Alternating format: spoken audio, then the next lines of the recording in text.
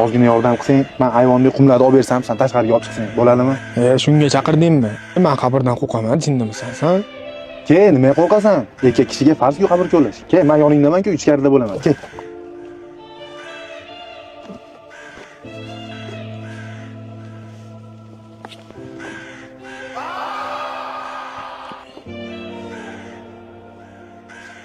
Eshitdingmi sen?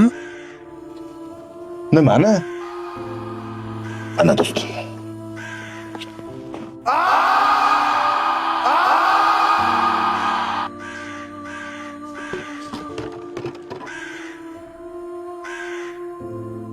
To'xta, tinchlikmi? Nima bo'ldi? Assalomu alaykum. Va alaykum assalom.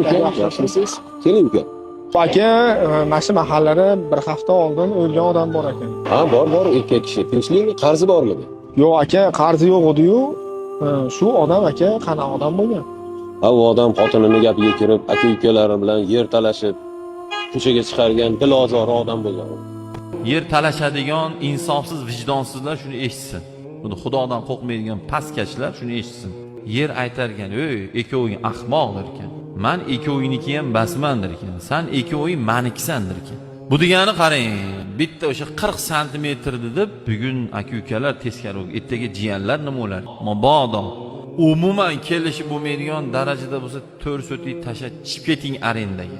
Siylay rahim buzilmasin deb tashab chiqib ketyapsizmi? Alloh ko'rib turibdimi? Bunday qarab bilib turibdimi? Axir Alloh uchun bir narsani qilsak, Alloh bizni shunday tashab berdi deb o'ylaysizmi?